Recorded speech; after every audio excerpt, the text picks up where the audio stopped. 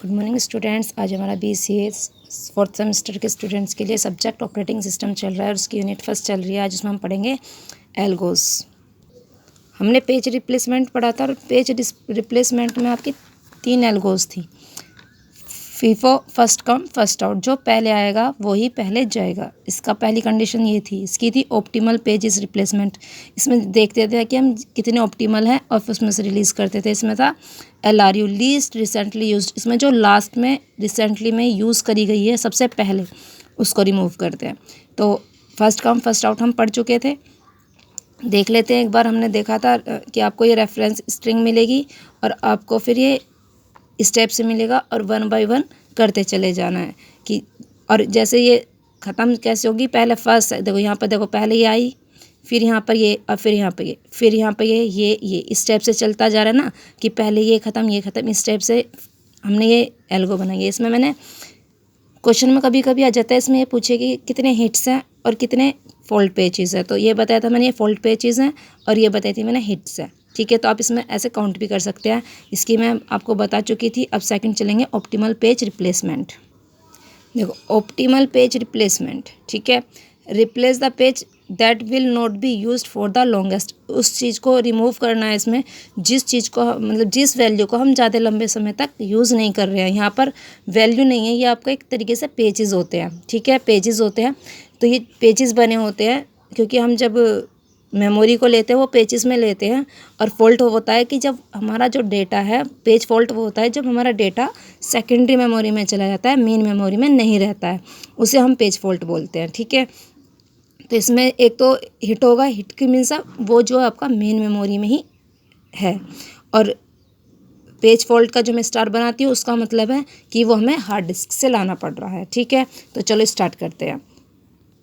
पहला हमारे पास स्ट्रिंग है 7। ठीक है, आप इसे 4 की बना सकते हैं। ठीक है, फिर हमारा 7 0, फिर अब ये सारे क्या चल रहे हैं, फॉल्टिंग ही तो चल रही है क्योंकि ये इसमें नहीं है। ठीक है, फिर हम नेक्स्ट पे आते हैं 7। आप इसे ऊपर ऐसे भी ले सकते हैं, 7 1 ऐसे भी ले सकते हैं और ऐसे भी ले सकते हैं, आपकी इच्छा है। ठीक है, 0 हो गया, फिर उसके बाद आएगा 1। ठीक है, तो ये लगाते रहना ताकि हमें पता चलता रहे। फिर हम चलते हैं 7 0 1 2। तो यहाँ पर आपका जो है क्या हुआ, यहाँ पर आपकी ये फिल हो गई है पहले वाली। अब हमारे पास क्या है, 0, 2 के बाद 0 या 0 इसमें है, तो हम क्या करेंगे, ऐसे ही लिख देंगे और यहाँ पे क्या लिख देंगे, हिट, क्योंकि ये मेमोरी में ही है। तो ऐसे ही लिख दो इसे, 7 0 1 2। ठीक है, अब हम आते हैं 3 पर। निशान लगाते रहना ताकि पता चलता रहे कौन कौन सा हो रहा है। अब 3 है। अब मैं कौन सा रिप्लेस करूँ, देखो जो इसमें सबसे पहले यूज़ हुआ होगा। 0 तभी आया है, 2 भी अभी आया है, 1 भी अभी आया है, तो कौन सा सबसे लास्ट जो हमने, सॉरी इस साइड से, तो उसे देखेंगे, इस साइड से देखेंगे। ये देखो इसके बाद सबसे ज़्यादा कौन सा यूज़ हो रहा है, भाई 0 भी यूज़ हो रहा है। तो 0 हटाने का फ़ायदा नहीं है क्योंकि फिर हिट्स बढ़ जाए, फॉल्टिंग बढ़ जाएगी। 4 2 3 ये सब आए जा रहे हैं। ठीक है, सबसे लास्ट में देखो, अगर हम चलते हैं, यहाँ से स्टार्ट करते हैं चलना, तो हम देखते हैं ये तो रिपीट हो रहे हैं। सिर्फ ऐसा 7 ही है जो सबसे लास्ट में रिपीट हो रहा है। ठीक है, तो मैं क्या करूँगी, इसमें ऐसा नहीं है फर्स्ट ही आएगा, जो सबसे कम यूज़ हो रहा है तो उसे मैं रिमूव कर दूँगी। यहाँ पर मैं उसकी जगह क्या लिख दूँगी, 3। ठीक है, फिर मैं इन वाली संख्याओं को ऐसी ही लिख दूँगी। इसमें हमें इस साइड चल के देखना है कि सबसे लास्ट में कौन सा यूज़ हो रहा है। ठीक है, ये हो गया। फिर उसके बाद आया 0, तो ये हमारा क्या था, इसमें था नहीं ना ये, तो ये क्या जाएगा, फॉल्ट पेज।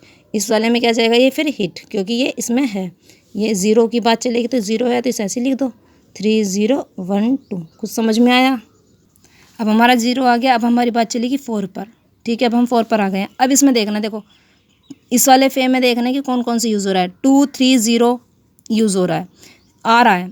0 1 तो देखना है हमें ध्यान से कि जो हमारा ये 1 है ना, ये थोड़े देर बाद आ रहा है क्योंकि 2 3 0 ये रिपीट हो रहा है। तो मैं क्या करूँ, इसमें 1 को रिमूव कर दूँ, इसकी जगह 4 लिख दूँ, और 2 0 और 3, और ये क्या है, पेज फॉल्ट, क्योंकि ये इसमें नहीं है। समझ में आया। अब तो देखो, अब मैंने ये फिल कर दिए हैं उसी हिसाब से। देखो यहाँ पे 1 था, ये फिर 4 आ गए, तो यहाँ पर ये था नहीं, तो यहाँ पर ये फॉल्ट हो गया, और यहाँ पे ये सारे हिट आते चले गए क्योंकि रिपीट ही हो रहा है। 2 3, पहले 2 फिर 3 फिर 0 3 2, यहाँ तक तो आपका रिपीट हुआ ही नहीं है यहाँ पर, तो आपका रिपीट ही चल रहा है क्योंकि हमें कोई भी ज़रूरत नहीं पड़ी। फिर इसके बाद हमें ज़रूरत पड़ती है 1 आता है हमारा, क्योंकि हमें इस वाले में हमारा 1 है ही नहीं कहीं पर भी, तो हम फिर क्या देखेंगे 1 देखेंगे। तो इसके बाद देखेंगे कौन सा यूज़ नहीं हो रहा, तो देखा हमने 4 यूज़ नहीं हो रहा है, तो हमने क्या करा 4 को हटा दिया, फोल्ड पेज कर दिया और उस पर 1 लगा दिया। फिर उसके बाद देखा 1 0 1 आते ही जा रहा है, तो इसे रिप्लेस करने की जरूरत नहीं। फिर लास्ट में देखा कि 7 आया, तो इसके बाद कौन सा नहीं है, 3 यूज़ नहीं हो रहा है, तो यहाँ हमने क्या करा इस 3 की जगह 7 को यूज़ कर दिया। फिर हमारा 0 1 इसमें पहले ऑलरेडी है तो ये आ जाएगा, ठीक है। इसमें क्या लिखे, अब उसमें पूछे वो पेज फोल्ड कितने हैं, इसमें पेज फोल्ड कितने हैं आप गिनो, 1 2 3 4 5 6 7 8 फोल्ड पेज है। और हिट्स कितने हैं इसमें, पेपर में कभी कभी पूछ लेते हैं, 1 2 3 4 5 6 7 8 9 10 11 12 13 देख लो एक बार और गिन लो, 1 2 3 4 5 6 7 8 9 10 11 13 14 13 है, तो आप एक बार गिन लेना, आपका ये आंसर आ जाएगा, ठीक है। अब हम नेक्स्ट पे चलते हैं। नेक्स्ट है हमारा LRU पेज, मतलब लीस्ट, ठीक है। मैंने इसकी पहले फुल फॉर्म आपको लिखवा रखा है, लीस्ट रिसेंटली यूज, ठीक है। तो अब चलते हैं, तो ये हमारा आ जाएंगे ये LRU रिप्लेसमेंट जो associated with each page with time that page last use, ठीक है। जो लास्ट में यूज़ किया हुआ है इसमें हम उसे देखेंगे। ये आपके देखो स्टार्ट है, अब यहाँ पर ये बन गए हैं, ठीक है। ये मैंने पहले से फिल किए हुए हैं, अब देखते हैं होगा क्या। पहले 7 था, 7 फिल करा, 0 फिल करा, 1 2 तक आपने फिल कर दिया, ठीक है। इसमें अब देखा मेरा जो आया, फिर मेरा आया 3 आया, ठीक है। इस वाले मैंने इसमें देखा कि 3 मेरा इसमें था नहीं, तो क्या होगा, पेज फॉल्ट होगा। तो अब इसमें क्या किया मैंने देखा कि पिछली साइड कि सबसे कम कौन सा यूज़ हो रहा है, तो ये देखो 0 भी आएगा ही, अभी आया है, 2 भी अभी आया है, तो सबसे कौन सा यूज़ हुआ है 7, तो मैंने 7 को हटा के 3 रख दिया, ठीक है। ऐसे हम करते चले जाएंगे, फिर ऐसे हम देखते चले जाएंगे कि पीछे कौन सा यूज़ कम हुआ है, जौन सा यूज़ कम होगा फिर हम उसे हटाएंगे और फिर उसे लिखते हुए चले जाएंगे, ठीक है। ये तीनों अलग अलग हैं। इसमें क्या होता है, देखो इसका पेज फॉल्ट और हिट्स 12, ठीक है, इस टाइप से ये होता है, तो ये होता है आपका, ठीक है। पेपर में आ सकता है, कोई से एल्गो आएंगी आपको, अगर लॉन्ग में आता है कि पेज रिप्लेसमेंट करिए तो आप तीनों एल्गोस कर सकते हैं इसकी, ठीक है। अब हम आते हैं allocation of frames. Allocation of से ही आप समझ सकते हैं, एलोकेशन का मतलब होता है कि किसी को प्लेस दे देना, ठीक है। अब हमें वर्चुअल मेमोरी की रिक्वायरमेंट, अब आपको पता है वर्चुअल मेमोरी क्या होती है, लेकिन वर्चुअल मेमोरी को हैंडल कौन करता है, तो आपको पता होना चाहिए कि ऑपरेटिंग सिस्टम इसको हैंडल करता है, ठीक है।